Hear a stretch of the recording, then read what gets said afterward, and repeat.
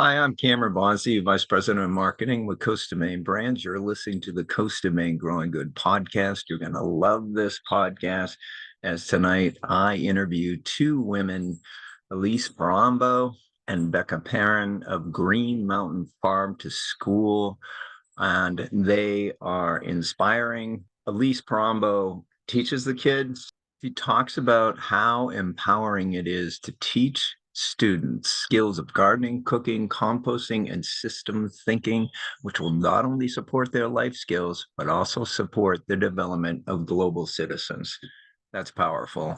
Becca runs the Green Mountain Farm to School Food Hub, which has over 200 partners. They do distribute local food and dairy too through 50 partners there. It's a great program. You're going to love this podcast. Please sit back, listen, and enjoy.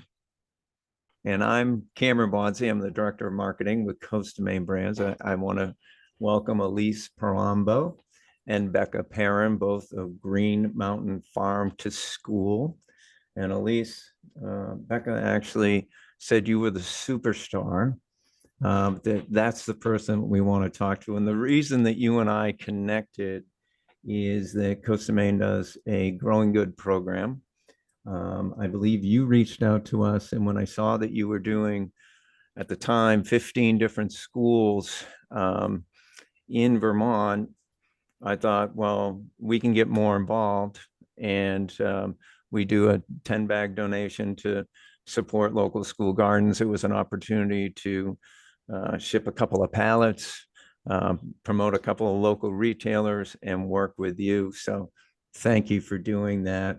And can you tell us a little bit about how Green Mountain Farm to School is set up? And I know you got Becca here to answer questions too, but go ahead and tell me about your experience there. I just want to quick first say thank you for that donation. And Becca was the inspiration. She had done food corps in the past and put a bug in my ear about that donation, and it was kind of seated there. And then I went to a New Hampshire Farm to School network meeting and they were talking about it again, and that's when I reached out. So just wanted to thank you so much for the donation. It's made a huge difference. Well, I want to tell you too that where I'm sitting is a young woman by the name of Gabrielle Sott. It's actually her table. She was the one that actually facilitated that communication. So it's a big group effort. So it's perfect. I love that type of communication. So tell me about Green Mountain Farm to School and why you're there and what you folks do.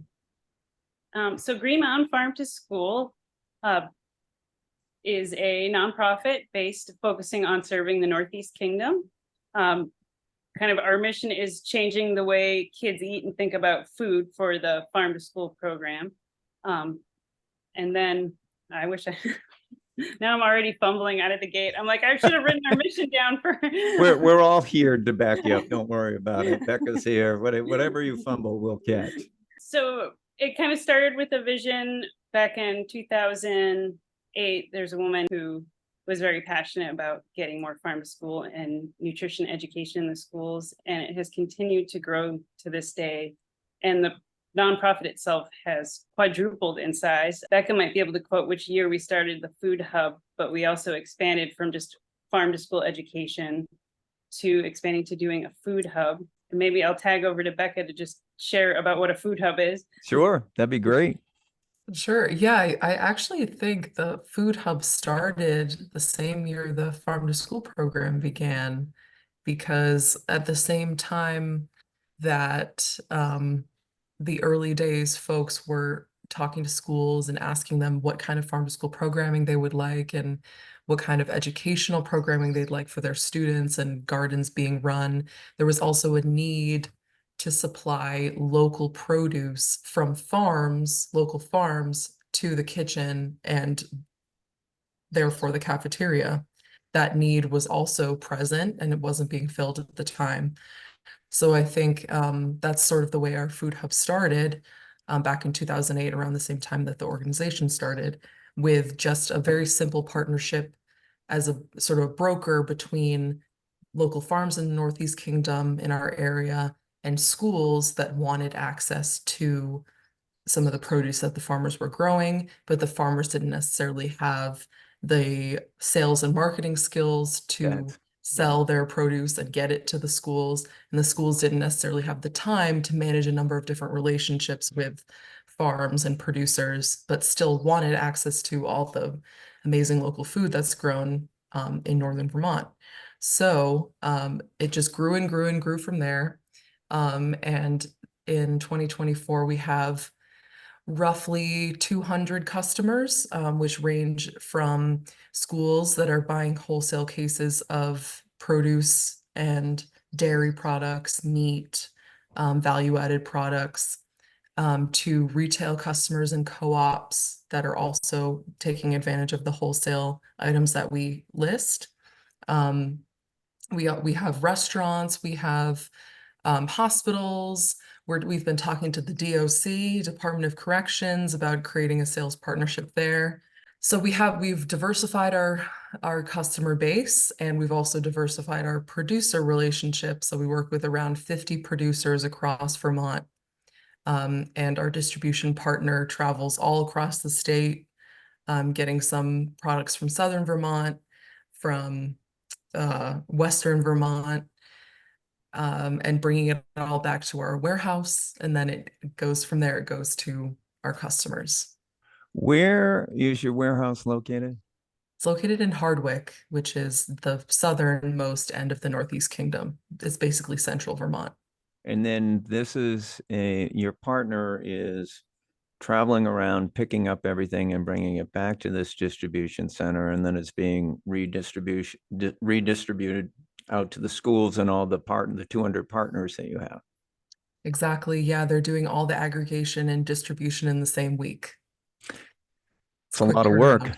It is. It's a lot of logistics, but that goes back to the heart and core of a local economy, local food, educating kids, making sure the kids get healthy food, and the combination, it seems like, with the work that Elyse does, that whether the kids are growing their food or receiving the food, they understand where the food comes from and where it's produced, basically, right? Exactly. And that's where the educational piece of farm to school comes into play, where the kids are growing their own food, but they're also learning about the everything that goes into the business of farming, and how much work it takes to be a farmer, and how much work it takes to grow and produce the food that is grown and produced in our area. And since we have the privilege of living in such a small little corner of Vermont, often the students will know their neighbor will be a farmer, their neighbor will have a dairy, their neighbor will have a veggie farm, their neighbor will make cheese, or they'll know the lady down the road that makes cheese. And she's famous for the cheese that she makes. And then all of a sudden the cheese is on the menu at the cafeteria. So it's kind of like that lovely little small world moment that brings it all together for the kids. And it's really what we do.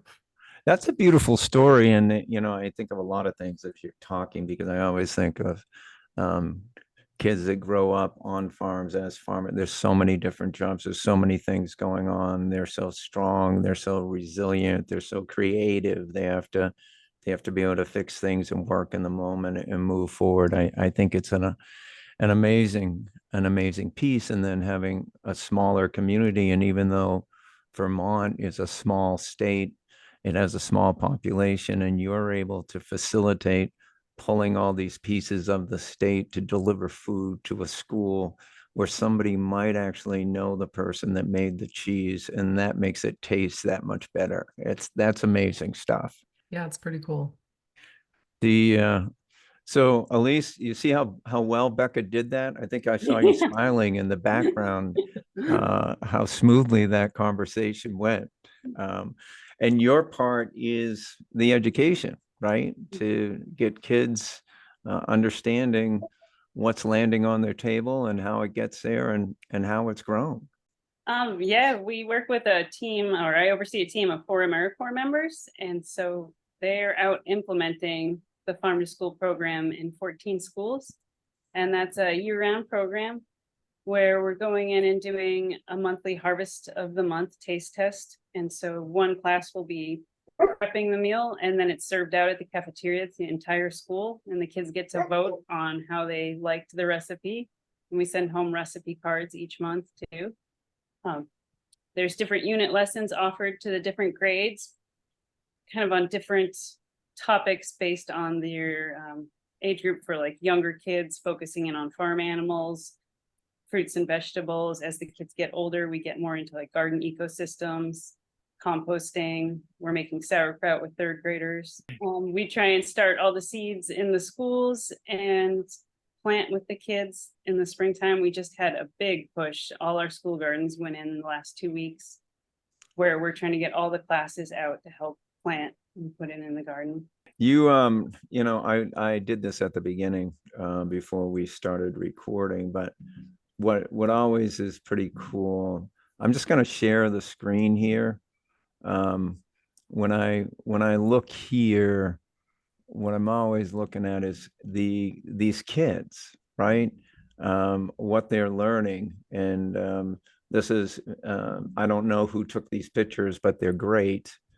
These kids playing in the garden. And I know that I'm showing off Coast of Maine raised bed mix, but the kids in the garden to me are just really inspiring.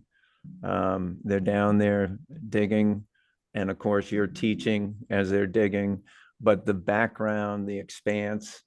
Can you talk, were you there at this? Did you take these pictures or did somebody else? I was at this. This is Derby School Garden. So this was the all school planting day. And so the kids were adding in soil over a corner. The AmeriCorps member was playing around with the concept of a mound garden there, and then having the kids add the soil on top. And then you can see in the background, oh, sorry. Oops, I moved it. That's just me. In the background? There was all the little starts that the kids were kind of set up by each grade level, which plant they're going to be putting in, and talking about the different plants as they're going in. And then we have other groups that are working. This garden, if you looked at it before the kids came out, it looked like a field. Yep. But there's 400 students in this school. So in 2 days, they transformed it from kind of a ragtag field looking to back to a nice garden with nice beds, with paths, the weeds completely removed, the raised beds cleaned out. We also got some strawberries and raspberries put in. So it was really a beautiful 2-day transformation at that school. Well, it's the participation and actually seeing the before and after. Is this a different location here, or is this the same location? This is a different school. This is Linden Town School, and this is an after-school program. They asked us to come in, and we're doing just after school with them, kind of bringing back their gardens. Their gardens kind of had gone a little bit by the wayside without staff participation. So we came in and planted the 2 raised beds and some other little spaces with plants for them. These, it really is. I love these 2 kids. These kids smiling with soil in their hands and throwing down. What location is this? This is Derby again. And I think, there's nothing more fun than a group of kids saying, like, here's a bag of dirt. You need to reach in and throw it on the ground. Yeah, I mean, the joy on their faces, that's the kind of stuff. These images, I don't want to get off base on this, but these images and the expanse and seeing kids out in a yard. Now, this is a large space. And tell us what's going on in this image with, you've got a lot of garden there and a lot of, soil and planting to do. This is out at Brighton, which is really a remote part of Vermont, kind of Island Pond area. So there's a nice large garden there. The kids are in their early planting day. So as you can see, it's already been all weeded out. And so they're working on the beds. We've got this group in front planting, another group in back kind of working on weeding, the other kids in the way back working with spraying some soil.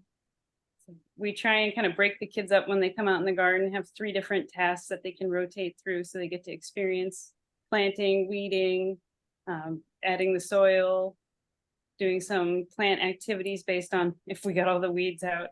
You have, I mean, when you look at these gardens and the enormous amount of work that goes into it, but then of course the many hands that go into it. I mean, these kids are doing a lot of work, but of course you have to plan everything. So you have AmeriCorps members, you have 4 AmeriCorps members.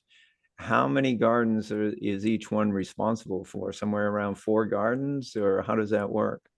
About 3 to 4 gardens, and the gardens really do vary from large, well-established gardens to some school sites where it's just raised beds or it's a much smaller space.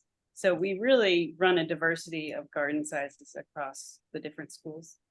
And then how many people do you have at the schools? Is there a garden coordinator at each school? You have an AmeriCorps member and then a garden coordinator? The AmeriCorps member is completely 100% facilitating the farm to school program and the garden coordination. So they're reaching out, setting up with the school, the all school planting day. If we have volunteers, they're reaching out to coordinate, to meet with the volunteers and show them about the garden. And it's one of the things that I think the AmeriCorps really enjoy as part of the experience is they get a blank sheet of what the garden is and what different companion plants are and the spacing, and they get to plan out where they want the different things to go. So they really get to create the ownership of the garden with the kids. And then some schools, if they have the time, they'll go in and they'll work with the 6th grade class, and the 6th grade will suggest all different things that they would like in the garden, and they kind of take all the suggestions of the 6th graders and try and create a garden to meet as many of the needs as they can. So I mean, you look at these images and you see different ages too. So do you set up a different curriculum based on the age of the kids that are in the particular school? So we mostly work with kindergarten through 6th grade. Some schools have up to 8th grade. And then with the all school and all harvest days, we try and work with all the grades. We put the invite out to all the teachers and ask them to come out and join. And it's the same with the harvesting. And then with going in and doing the taste tests and the unit lessons, we're trying to rotate through all the classrooms. Is there a backup curriculum that the teacher has away from the garden that they're following up with at all? Okay, it's all an experience. It's experiential learning. They're going out there, and then the tie-in is they'll be talking about remember one harvest of the month was carrots and we made a carrot recipe, or you tasted this in the cafeteria. Now we're planting carrots today in the fall. It's the pulling the carrots up, and then kind of circling back to that the day that they're serving them in the cafeteria. The nice part is that the farm to school AmeriCorps coordinator is the one doing the cooking, working in the garden with the kids, and can tie all those pieces together for them when they see them. This is Charleston garden. I mean, people aren't going to see that. There'll be a few people that actually watch this, but the vista, the expanse, there's no better learning than that right there. All those kids are involved in working and relating, and they're outside in a beautiful, beautiful area. That's got to be satisfying too. One of the things that we feel like was just a huge testament to our program is, in June, I visit all the different school boards and we give a little presentation about like the year of farm to school. And we were at one of the schools and they were saying that the 6th through 8th graders had formed a little group, a committee, and that committee went to the town council and was petitioning for a community garden because they really felt like that was something the town needed. They felt very passionate about it and felt like it would have a strong impact. And the school board was saying they realized too that all these kids who are in 6th and 8th grade have been in the farm to school program for their complete time in elementary school. And Wow. They were feeling like this is the impact. Now we have these global citizens from all this time working in the garden, going through the curriculum, getting a chance to cook, understanding all the connections, are now feeling like they want to take action and create something in the community. And I mean, is that really kind of the goal that we're trying to all get to like empower and educate the kids and get them to a point where they feel like they're getting out there and they're making an impact on their community? That is exactly what it should be doing. When you think about that, and we do this program, we do this growing good program, and some schools do it for a year, The idea, some schools it takes off, but getting a program that is sustainable, that happens year in and year out, and just becomes part of your lifestyle.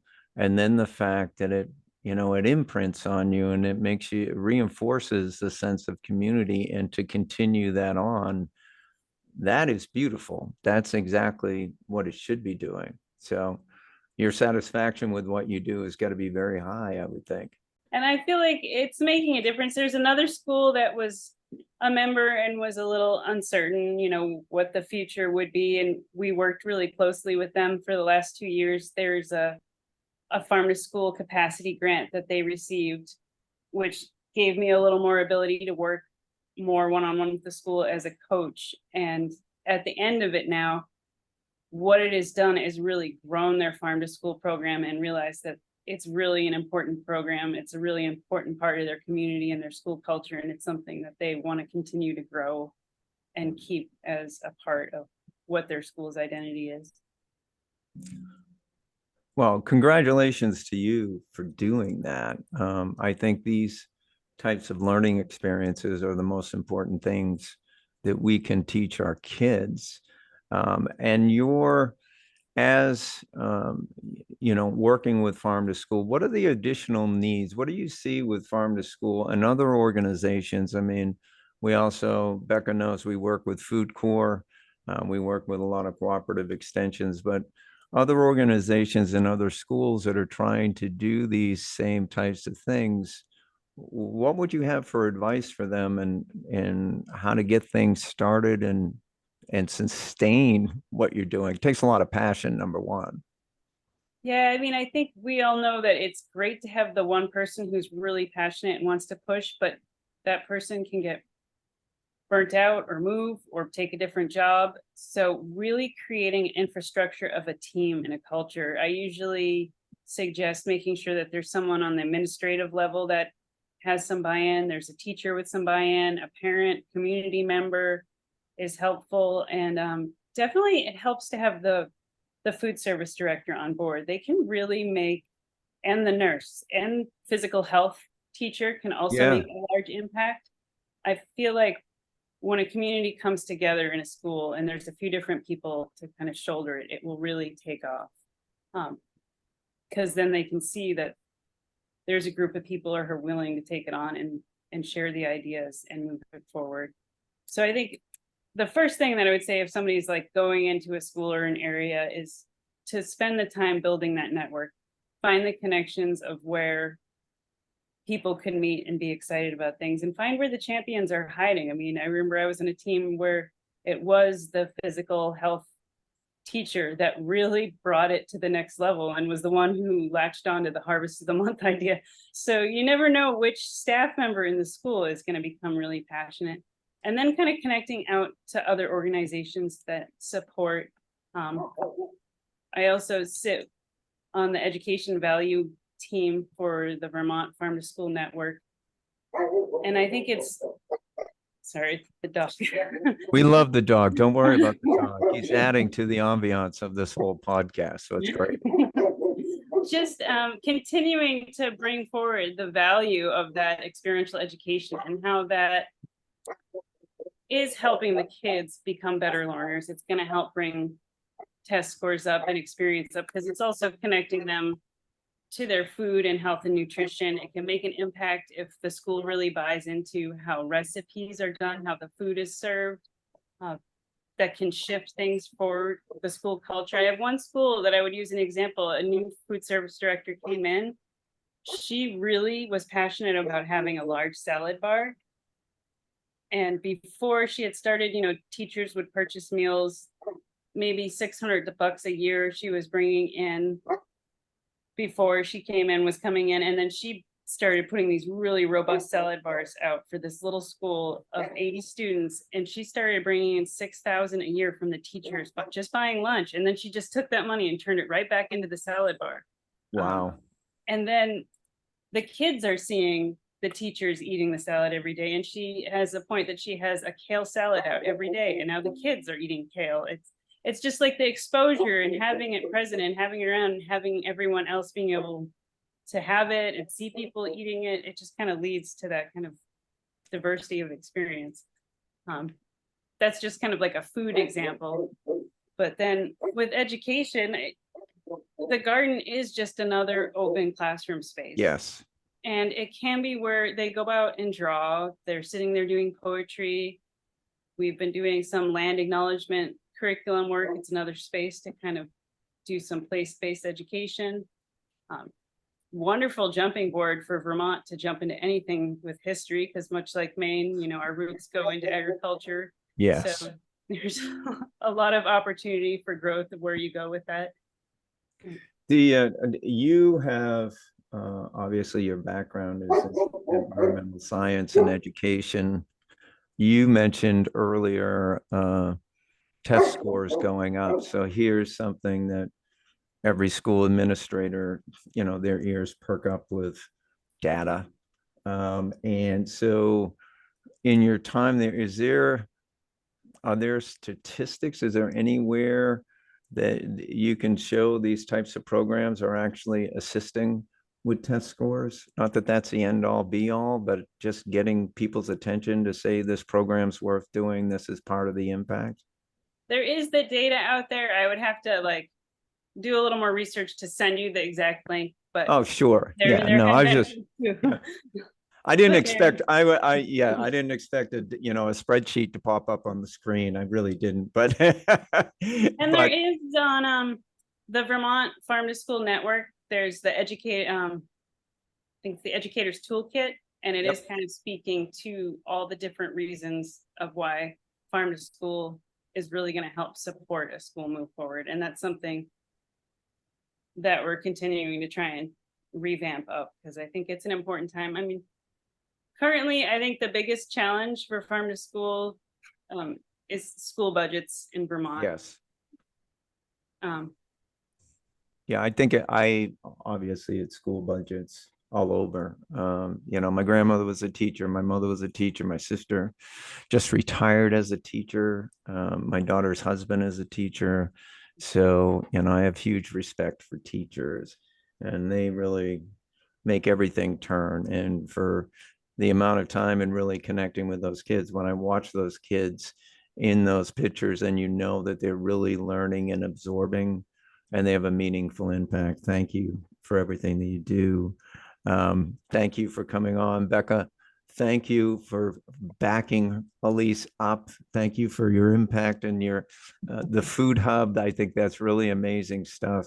Keep up the wonderful work, and let us know what else Coast of Maine can do.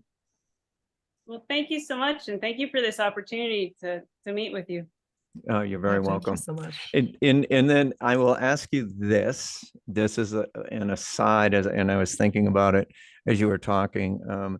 There's a young woman named Elyse Perambo, who her family owns it. You know her? Lives in my town. I see her running. Oh my God! Now I got chills because both my son coaches at Georgetown University. He's out at the Olympic trials with four of his guys. My son-in-law ran at UNH, knows Ellie. I've watched Ellie, since she started in college. A remarkable young woman, a kind, driven, hardworking young woman. She would not be as good a runner as she is if she wasn't a farmer growing up. I believe that 100%. So that's it. She's going to be running this week or next week, and she will definitely make the Olympic team. It's an amazing story. It really is. So just had to add that in because I'm a running fan. Have a great night, and thank you for your time. Thanks so much, Cameron. Have a good one. Thank you for tuning in to another episode of our Growing Good podcast. We hope today's chat planted some fresh ideas in your garden and maybe even inspired you to dig a little deeper into your own gardening adventures. This episode was edited by myself and Gabby Sott, published by Lori Hulbert, and music is a Cameron Bonzi original. Don't forget to stay connected with us. Visit our website for more resources and follow us on Instagram, YouTube, and Facebook for the latest updates, tips, and behind the scenes content. We appreciate your support and look forward to growing together in our next episode.